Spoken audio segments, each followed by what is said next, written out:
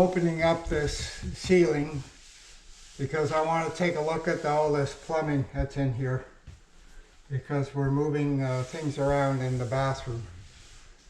Upstairs, which is directly above here, this is the shower, this is the toilet, and we're going to be moving the toilet over to this location, taking out the shower and moving the vanity over to this location. So I need to be able to see what's what here before I go any further.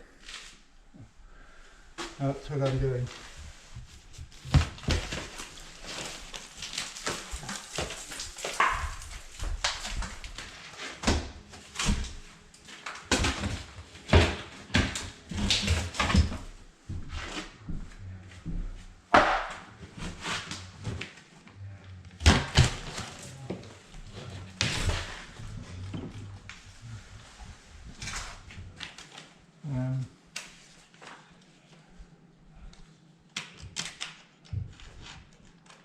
Approximately right there. These are floor joists. These are supporting the floor. I'm not going to cut these, so the pipe has got to come down and run along the ceiling. I mean, we can do this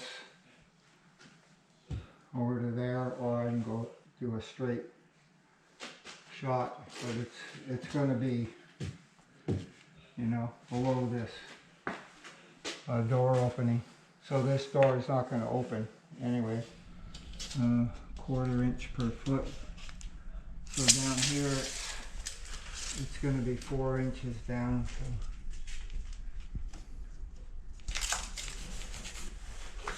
All right, and this is where I'm going to break in here into this pipe, since they've already done a nice job of hooking into the existing stack. It should just work. This is where the existing toilet is, right? So the vanity is going to be more or less here. Well, why don't we go upstairs and figure that out.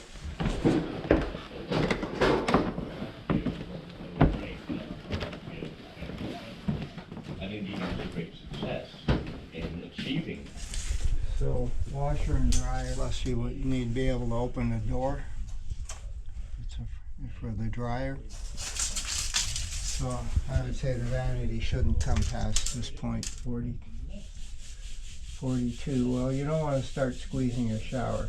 It's about where the center of the vanity is going to be. Even a big one. And 17 inches.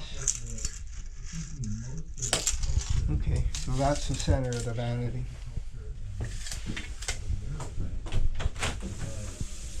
Only glanced at, and it's kept at a distance, I think largely because it is so framed.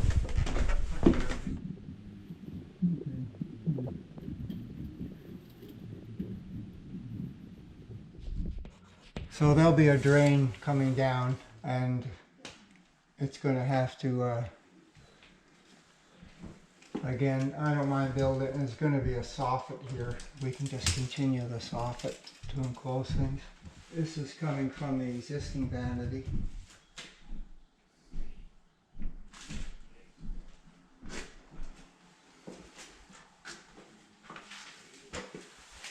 Anyway, hot and cold water need to run over here. Again, I'm just going to bring them, I'm not going through the joists. I'm going to keep everything accessible and just box it in afterwards.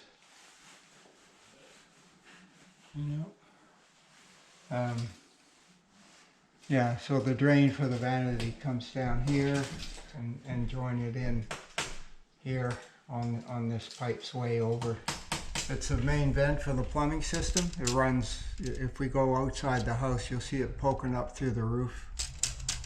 Okay, so that as long as the vanity is within 5 feet, and the toilet's within 5 feet of the vent, it doesn't need to be vented separately, and we're within that range, so the venting is not a problem. Okay, all right, I'm going to continue this cut over here because I'll need this exposed. So now everything's exposed that needs to be exposed. This is the existing vanity drain. This is a hot and cold water supply for the vanity. Existing shower drain. And this is the existing drain for the toilet. Okay. There's a pipe coming in here, which is coming from the kitchen sink. And one here coming from the laundry washing machine in the upstairs bathroom. But this pipe is undersized for the shower. It's supposed to be a 2-inch drain. So what I'm going to do is I'm going to cut this, remove this and seal it off here at this point. So I'll have to open this up a bit more so I can get at it. And then replace this with a 2-inch line. That will join the new line from the toilet relocation, which is going to come over this way to here.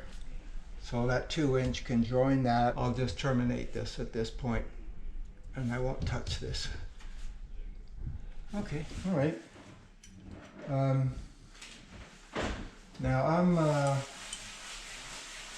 I think what I want to do right now, is I want to put in some of these pigtail lights so I can see what I'm doing down here. So I'm going to do that now. Actually, maybe I'll do this floor. That's again a mess.